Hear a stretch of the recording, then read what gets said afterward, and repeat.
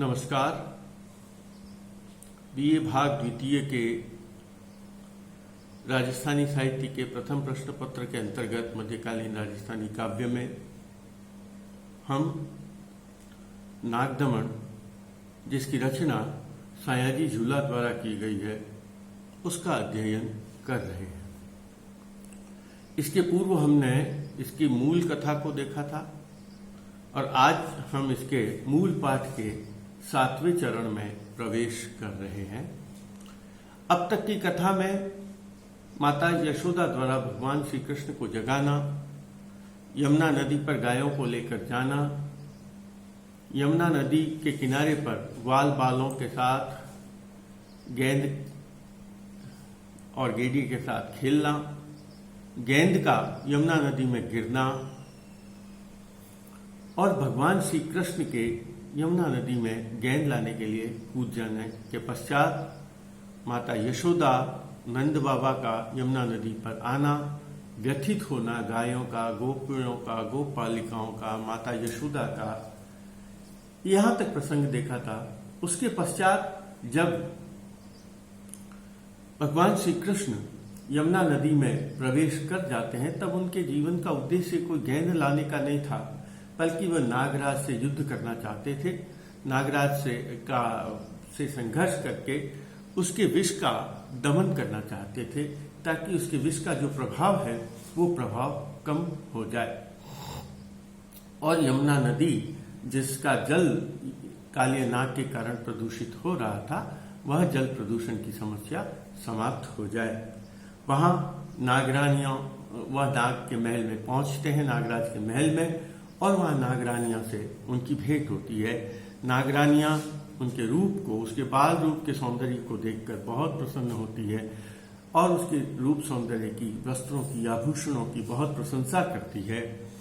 और एक तरह से जो रूप यहाँ कवि ने लिखा है, जो रूप आज तक वेदों में जिस रूप का वर्णन किया गया है, जिस रूप का दिग्दर्शन कराया गया है, वो दर्शन आज सौभाग्यशाली है नागरानियां, जिन्होंने ईश्वर के इस स्वरूप का दर्शन किया। यहां तक का प्रसंग हमारा हो चुका था। अब नागरानियां और भगवान श्री कृष्ण का संवाद प्रारंभ होता है। नागरानियां उससे प्रश्न पूछ रही है, देखिए क्या था।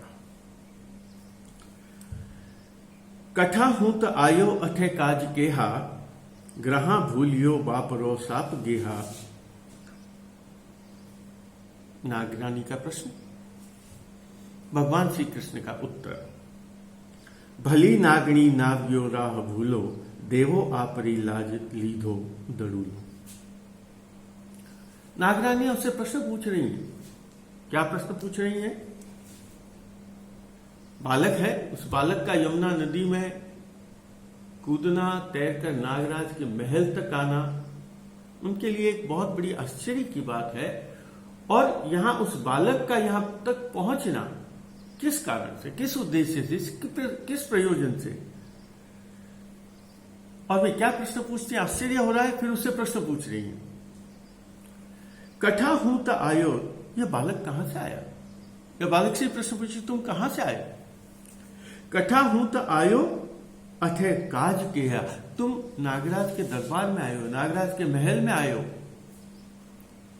तुम कहां से आए हो और तुम्हारा यहां क्या कार्य है, क्या प्रयोजन है, किस प्रयोजन के कारण तुम यहां आए हो। कठा हूं त आयो अठे काज केहा, ग्रहा भूलियो बापरो साप गेहा। क्या तुम अपने पिता का घर भूल गए? छोटे बालक होते ना, अपना घर भूल जाते। क्या तुम अपने पिता का घर भूल गए हो और पिता का घर भूल जाने के कारण, गलती से खो जाने के कारण तुम नागराज के यहां आ गए? नागरानियों से प्रश्न पूछे। उनके लिए आश्चर्य की बात है कि एक छोटा सा बालक यमुना नदी में नागराज के इस साम्राज्य में, इस महल में कैसे आ गया। और उस आश्चर्य, उस विस्मय के कारण वे उसे प्रश्न पूछ रही है और कह रही है, आप तुम यहां क्यों और कैसे आए? क्या तुम अपने पिता का घर भूल गए हो, या तुम इस तुम्हारा इस सांप के ग्रह में, इस नागलोक में आने का क्या प्रयोजन है? नागरानियां उससे प्रश्न पूछने के बाद उस उत्तर की अपेक्षा करती है कि वो बालक क्या कहता है, लेकिन बालक उनके आशा के विपरीत, उनके विश्वास के विपरीत जवाब देता है। और वो क्या कहते हैं?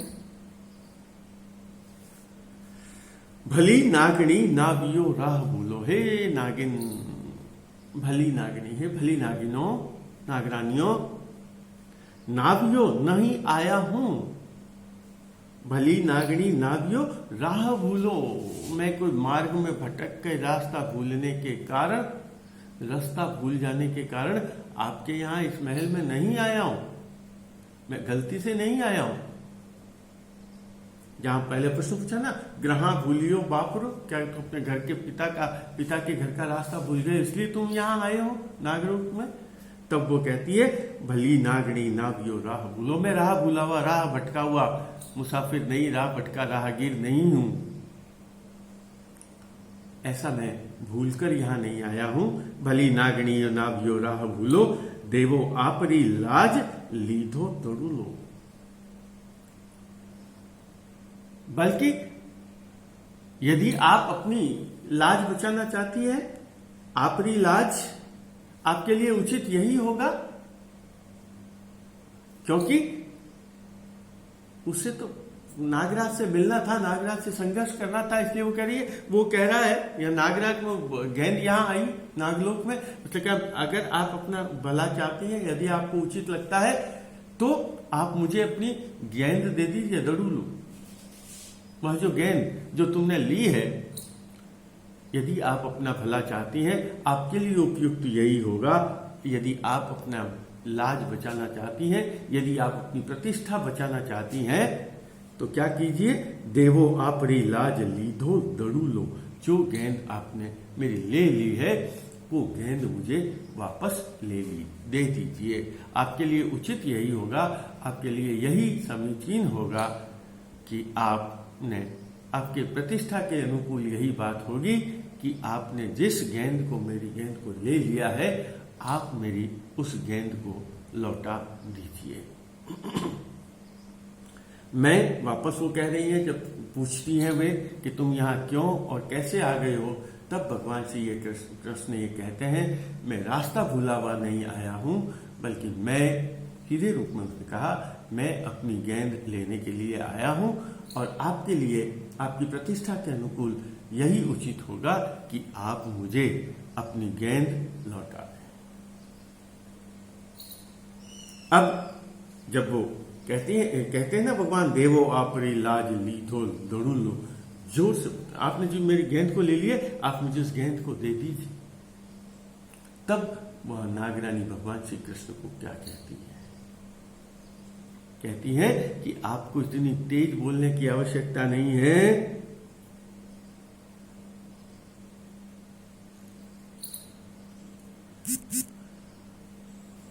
तुम जो तेज बोल रहे हो ना, वो मुझे अच्छा नहीं लग रहा है। तब नागरानी कह रही है, आप वापस लौट जाओ। देखिए क्या कहा उसने, खटक के मुंहे नागणी बोल खारो, प्रभु जागसी मुझ पाछा पधारो। नागरानी ने कहा ना, अरे तुम यहाँ गलत आ गए, या नागलोक में क्या आ गए? तो वो कहती है, खटक के मुंहे नागणी बोल खारो, प्रभु जागसी मुझ पाछा पधारो। यहाँ आगे प्रसंग में आए, नागरानी कहती है, यहाँ तुम क्यों आए हो? रास्ता भूल गई है आगे, नाग जाग जाए जैसे, तुम यहां से चले जाओ। तब भगवान श्री कृष्ण कहते हैं, खटक के मुंहे नागणी बोल खारो, तुम्हारी ये वचन मुझे बहुत खटकने वाले, खारे लगने वाले, अच्छे नहीं लग रहे। तुम मुझे कह रही हो, जो तुम मुझे बात कह रही हो कि मेरा पति जाग जाएगा, हमारे स्वामी जाग जाएंगे, इसलिए तुम वापस चले जाओ हे बालक। प्रभु जागसी मुझ पाछा पधारो। दूसरी वाली लाइन चरण से हम अर्थ करेंगे, प्रभु जागसी मुझ पाछो पधारो, खटक के मुंहे नागणी बोल खारो। कि तुम्हारे ये जो वचन है ना कि मेरे पति जाग जाएंगे, इसलिए तुम यहां से चले जाओ, तुम्हारी यह बात मुझे बहुत अखरने वाली है, ये मुझे अच्छी नहीं लग रही। तुम्हारे ये वचन मेरे मन को बहुत ही कड़वाहट दे रहे हैं। तुम्हारे वचन मुझे बहुत कष्ट पहुंचा रहे हैं कि तुम मुझे ये कह रही, तुमने मेरे तो गेंद ले ली और इधर तुम कह रही है तुम यहां से चले जाओ, मेरे पति बहुत खतरनाक है। ये वचन मुझे अच्छे नहीं लग रहे हैं। नागरानी को भगवान श्री कृष्ण यह बात कह रहे हैं। तब नागरानी क्या कहती है, तुम अभी बालक हो, तुम उसके विषैले प्रभाव को, उसकी शक्ति को, नागराज की शक्ति को तुम नहीं पहचानते, उसका तुम्हें ज्ञान नहीं है, तुम्हें उस संज्ञान नहीं है, इसलिए तुम इस तरह की बात कहते हो। इसलिए क्या कहा, तुम यहां से जल्दी से बचकर चले जाओ, पाछा पधारो जो शब्द ऊपर लियो, यहां उसने कहा काली नाग सु लीजिए बैगी कानो।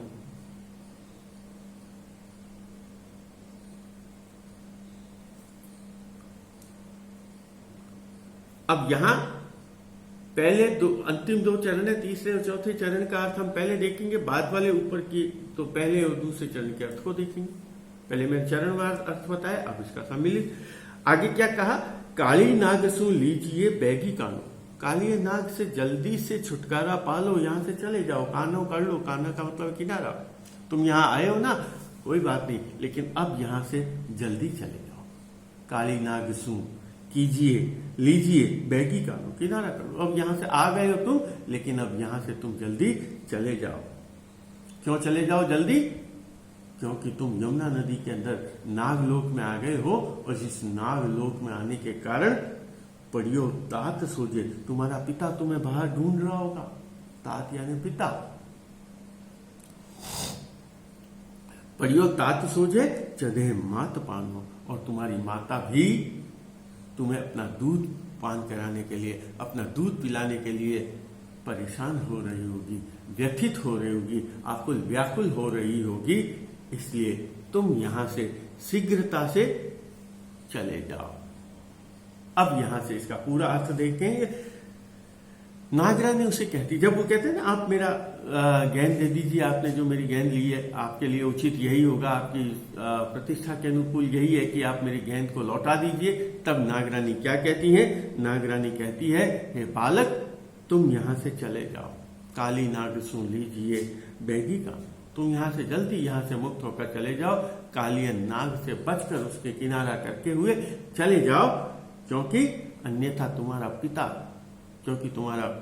तुम्हारी प्रतीक्षा कर रहा होगा, और तुम्हारी माता तुम्हें दूध पिलाने के लिए व्यथित हो रही होगी। इसलिए तुम यहां से बहुत शीघ्रता से चले जाओ। जब नागरानी यह बात कहती है, तब भगवान श्री कृष्ण कहते हैं, तुम यहां से जो कह रहे हो ना कि मुझे वापस तुम यहां से चले जाओ, हे नागरानी तुम्हारी ये शब्द मेरे को बहुत बुरे लग रहे हैं, बहुत खटक रहे हैं। तुम्हारी ये बात मुझे बहुत कष्ट दे रही है कि तुम मुझे कह रही हो कि यहां से चले जाओ। तुम्हारा यह कहना कि तुम यहां से चले जाओ, तुम्हारे ये वचन मुझे बहुत दुख देने वाले हैं। खटक के मुहे नागणी बोल खारो, प्रभु जागसी मुझ पाछा पधारो, काली नाग सुन लीजिए बैगी कानो, पड़ियो तात सोजे चढ़े मात पानो। कि तुम्हारा पिता तुम्हें ढूंढ रहा होगा, तुम्हारी माता तुम्हें आकुल व्याकुल हो रही होगी दूध पिलाने के लिए, इसलिए तुम काली नाग से शीघ्रता से बचकर यहां से चले जाओ।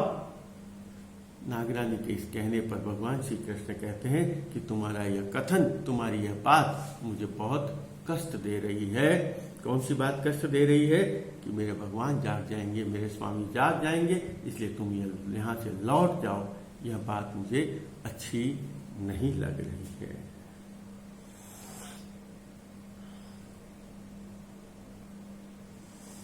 अब और आगे कितने करने लगे, जो उसने कहा ना, खटक के मुंह है नागनी बोल खा, तुम्हारे बात मुझे कड़वे नहीं लग रहे, बल्कि क्या लग रहे, बहुत विष से भरे हुए लग रहे। और क्या कह रहे हैं, तुम्हें ऐसी बात मुंह से नहीं निकालनी चाहिए, तुम्हें ऐसे कड़वे वचन, तुम्हें ऐसे विषैले वचन, विष से भरी हुई बात, ऐसी जहरीली बात तुम्हें नहीं कहनी चाहिए। कौन सी विषैली या जहरीली बात नहीं कहनी चाहिए, कि तुम यहां से चले जाओ, ऐसी बात तुम्हें नहीं कहनी चाहिए। वो जो ऊपर जो बात कही, खटक के मुंह नागनी बोल खारो, प्रभु जागसी मुझ पाछा पधार। इसी बात को वापस यहां कह रहे हैं, नहीं नागणी बोल ऐहा निकासे। भगवान श्री कृष्ण नागरानी को कह रहे हैं, हे नागरानी, तुम्हें ऐसे शब्द नहीं निकालने चाहिए। नहीं नागणी बोल ऐहा निकासे। कौन से वचन? वसे रसने दसने विखवासे। क्योंकि तुमने जो जीभ से जो वचन निकाले हैं वो वचन साधारण वचन नहीं है, बल्कि तुम्हारी जीभ में जहर भरा हुआ, विष भरा हुआ है। नहीं नागणी बोल ऐहा निकासे, वसे रसने दसने विखवासे। तुम्हारी वो जो रसना है, तुम्हारी जो जीभ है, तुम्हारे जीभ से निकले हुए जो शब्द हैं वो विष के समान डसने वाले हैं, बहुत कष्ट पहुंचाने वाले हैं। तो इसलिए तुम्हें ऐसे शब्दों का प्रयोग नहीं करना चाहिए, क्योंकि तुम जो शब्दों का प्रयोग कर रही हो, तुम मुझे जो बात कह रही हो, वह बात मुझे अच्छी नहीं लग रही है, वो बात मुझे बहुत बुरी लग रही है। वही वाली बात कि तुम्हारे ये शब्द मुझे बहुत खारे लग रहे हैं, बहुत कड़वे लग रहे हैं, मुझे अनुकूल अच्छे नहीं लगते, मेरे मन को अच्छे नहीं लगते, प्रिय नहीं लग रहे। जब भगवान श्री कृष्ण और एक नागरानी की यह बात होती है, तब एक दूसरी जो नागरानी है, वह नागरानी वो कृष्ण से संवाद करने वाली नागरानी को बात करने से रोकती है। देखिए क्या है, और वो क्या कह रही है नागरानी, किही कोर चंपी रही मां बकावे, इसो बाल देखी दया मुझा। एक नागरानी दूसरा नागरानी से कह रही है, वो नागरानी जिसने कहा था कि मेरे पति जाग जाएंगे, तुम यहां से चले जाओ, तब उस नागरानी को दूसरी नागरानी क्या कहती है। और दूसरी नागरानी उस जो नागरानी जो कृष्ण से संवाद कर रही है, उसे रोकने का प्रयास कर रही है, उसके ओढ़नी से इशारा कर रही है, तुम मत बोलो, तुम ज्यादा बात मत करो। किही कोर चंपी रही मां बकावे, उसके ओढ़नी की कोर को, उसको इशारा करके संकेत करके उसे रोक रही है। किही कोर चंपी रही मां बकावे, तुम ज्यादा बोलो मत, बातचीत मत करो। किही कोर चंपी रही मां बकावे, इसो बाल देखी दया मुझ आवे। क्योंकि ऐसे छोटे से बालक देखकर तुम जो बात कह रहे हो ना, मतलब मेरा पति जाग जाएगा और ये है, ये तुम ऐसी जो बात कह रही हो, यह बात मुझे अच्छी नहीं लग रही है। क्योंकि मुझे इसलिए तुम्हें ऐसी बात नहीं कहनी चाहिए, क्योंकि मुझे इस बालक को देखकर बहुत दया आ रही है। इसो बाल देखी दया मुझ आवे, इसलिए तुम इस बालक को नागराज का डर मत दिखाओ, बल्कि मुझे तो इस बालक को देखकर बहुत दया आ रही है। आगे वही नागरानी क्या कहती है, देखिए, उस बालक को समझा रही, उस भगवान श्री कृष्ण जो बाल कृष्ण है उसको समझा रही है कि तुम मेरे पति के विशाल स्वरूप को, उसके विकराल स्वरूप को नहीं जानते, उसके जहर को नहीं जानते, उसके विष के प्रभाव को नहीं जान रहे, इसलिए तुम यहां आ गए हो अनजान में, और तुम्हारा यह अबोधपन तुम्हारे लिए जीवन के लिए घातक हो जाएगा, इसलिए तुम यहां से चले जाओ।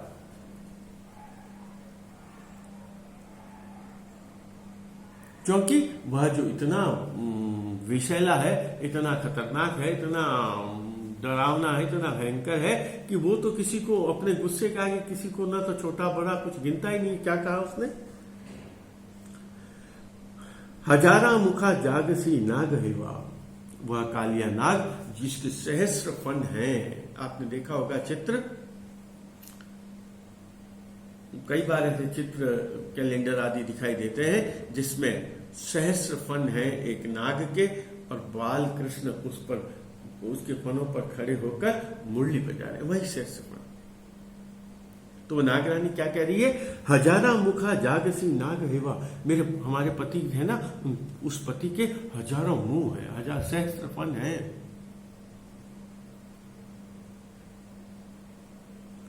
हजारा मुखा जागसी नाग हेवा, वह नाग जो है ना उसके हजारों फन है, और उन हजारों फन वाले वह जो हमारा पति है वो जाग जाएगा। हजारा मुखा जागसी नाग हेवा, अड़ीलो न छांडे निराधार हेवा, और वह इतना जिद्दी अड़ियल है और क्रोध का इतना खराब है, न छांडे निराधार रेवा, चाहे कोई कितना भी निराधार हो, चाहे कितना भी कमजोर हो, कितना भी ताकतवर हो, वो किसी को भी छोड़ने वाला नहीं है। जो भी उसके सामने आ गया, उस सहस्त्रपनों के सामने आ गया, उन सहस्त्रपनों के सामने उसको उस सहस्त्रपनों के गुस्से का, उसके क्रोध का उनको सामना करना पड़ेगा। नहीं हजारा मुखा जागसी नाग रेवा, अड़िलो न छांडे निराधार एवा। और ये जो अड़ियल है, जो जिद्दी है, वह सर्प जो है, वह नागराज जो है, वह छोटा बड़ा किसी को भी नहीं गिनता और अपने क्रोध में सभी को समाप्त कर देता है। इसलिए तुम यहां चले जाओ। और नागरानी क्या कहती है, देखिए आगे, महाकाल कालो नको बाल मान। यह साधारण काल नहीं है, वह साधारण बालक नहीं है और साधारण नाग नहीं है, वह केवल साधारण मृत्यु नहीं है, बल्कि क्या है, वह केवल काल ही नहीं है, बल्कि वह महाकाल है। क्या कहा उसने, महाकाल नको, महाकाल कालो नको बाल माने। वो इतना भयंकर है, उसका गुस्सा, उसका क्रोध इतना प्रभावकारी है कि वह छोटा बड़ा गिनता ही नहीं। महाकाल कालो नको बाल, नको मराठी शब्द का प्रयोग हुआ, नको नहीं, बाल माने वह ये समझता नहीं है कौन छोटा है कौन बड़ा है, वह तो केवल प्रहार कर देता है, केवल वो तो उसका भक्षण कर लेता है। इसलिए तुम यहां से चले जाओ। उसके मन में छोटे बड़े किसी के प्रति उसके मन में दया का भाव नहीं है। महाकाल कालो नको बाल माने, पड़ी दोतड़ी आज ही बाघ पाने। और उस नागरानी को दया आ रही है कि जैसे कोई शेर के मुंह में अपने आप बकरी चली जाती, शेर के सामने शिकार के लिए जब बकरी चली जाती है, उस बकरी की क्या स्थिति होती है। ऐसा लग रहा है कि जैसे वो बकरी का अब जीवन का अंत ही है। ठीक उसी प्रकार यह बालक जो आज हमारे यहाँ आया है, वो जानती नहीं है बालक कौन है, इसलिए उन्हें लगा यह बालक जो आया है वह उसकी स्थिति ठीक वैसे ही है जैसे बाघ के सामने बकरी की हो जाती है। ठीक वैसा ही आज इस बालक की स्थिति होने को जा रही है। इसलिए वो चाह रही है कि यह बालक यहां से चला जाए। महाकाल नाको भगवान श्री कृष्ण को समझा रही है, तुम बच्चे हो, और बच्चा वह नागराज छोटे बड़े किसी को भी नहीं गिनता, वो अपने क्रोध के सामने सभी को वो अपना शिकार बना लेता है। इसलिए तुम यहां से चले जाओ। महाकाल कालो नको बाल माने, पड़ी दोतड़ी आज ही बाघ पाने। जब इतना सब कुछ भगवान श्री कृष्ण सुन लेते हैं,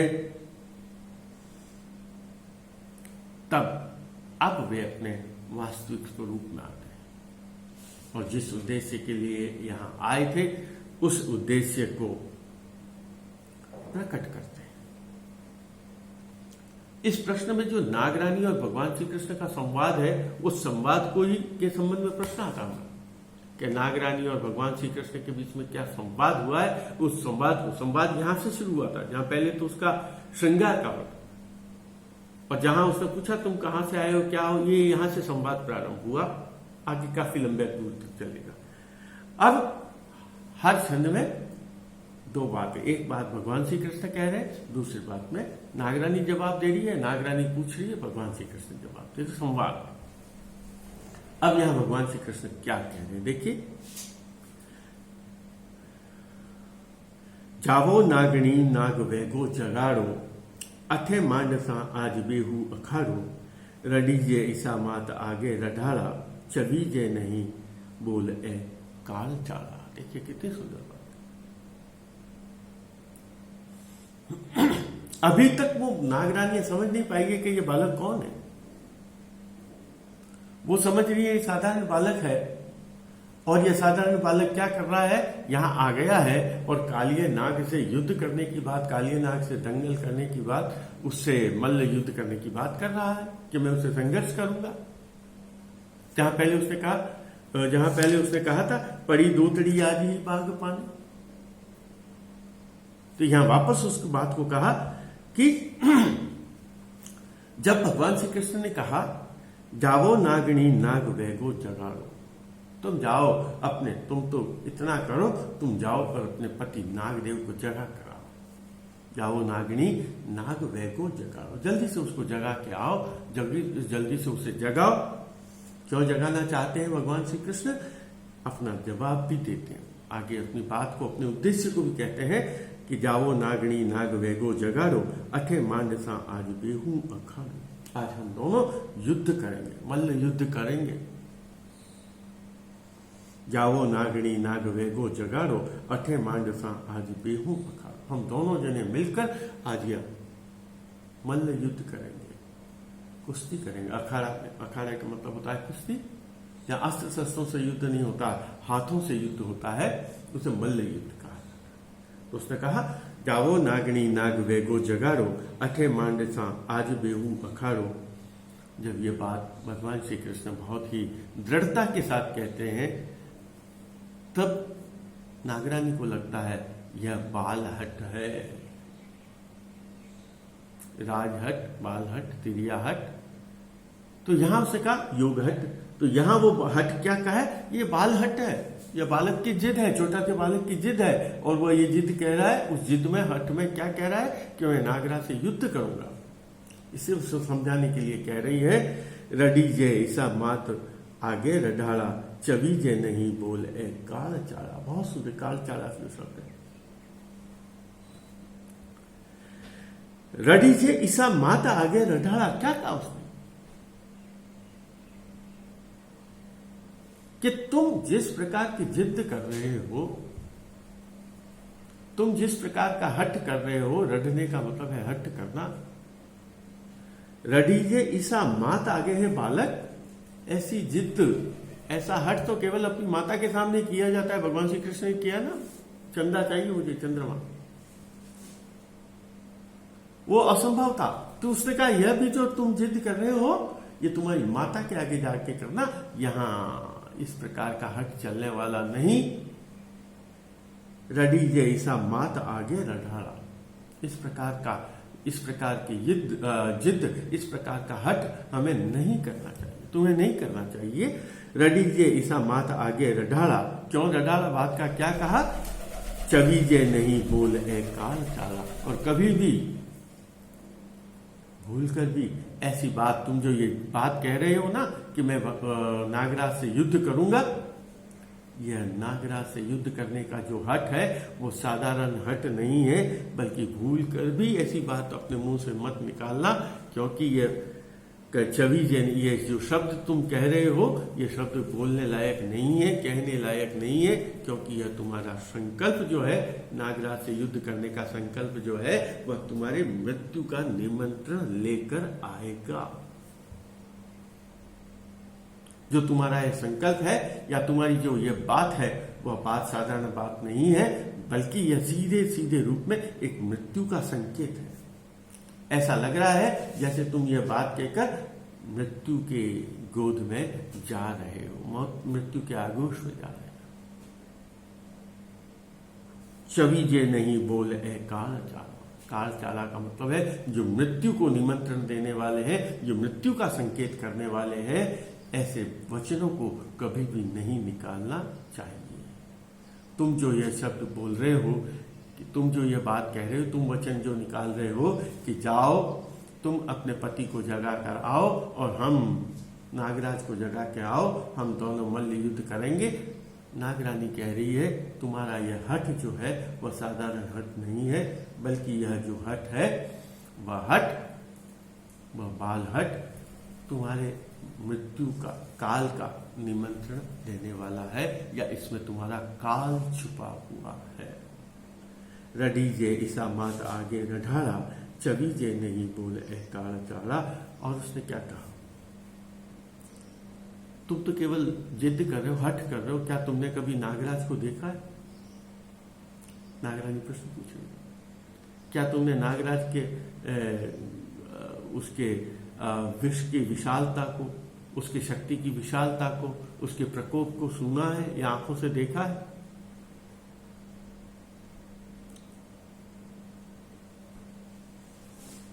न दीठो कदी ये न नेत्र निहाले।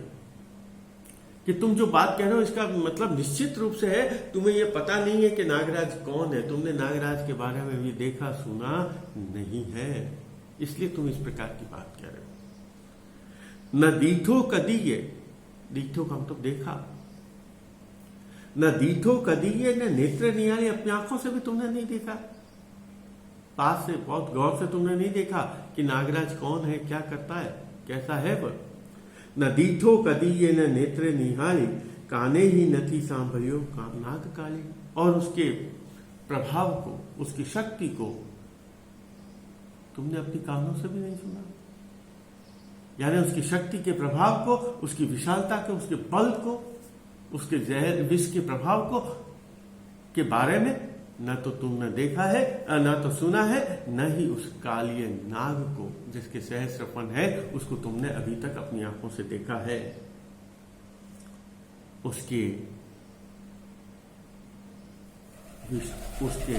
प्रभाव का वर्णन करते हुए कवि क्या कहता है, क्या लिखता है कवि? वह कह रहा है, दरबार काली तणो मेली डावो, खड़े जम राणा न को लाभ पावे। क्या कहा उसने? न दीठो कदी ये न नेत्रे निहाली, कदाई ही ने काने ही नथी सांभलियो नाग काली, दरबार काली तणो मेली डावो, खड़े जम राणा न को लाभ पाओ। कि नागराज के दरबार में, काली नागराज के दरबार में तो दरबार काली तणो मेली डावो, खड़े जम राणा, यमराज भी जम राणा, यमराज भी बचकर चलता है। मतलब जो साक्षात मृत्यु का देवता है वह मृत्यु का देवता भी नागराज के प्रकोप से, नागराज के विष से डरता। जो साक्षात मृत्यु का देवता है यमराज, और यमराज भी उसके भय से भयभीत है, उसके आतंक से भयभीत है, उसके बल से भयभीत है, न को लाभ का वो। ऐसी स्थिति में तुम्हें कुछ भी मिलने वाला नहीं है, तुम्हें उससे संघर्ष से कुछ भी मिलने वाला नहीं है। कहना यह चाह रहा है जिससे यमराज भी भयभीत है, उस व्यक्ति से, उस नागराज से युद्ध करके तुम्हें क्या मिलने वाला है। आज इतना ही।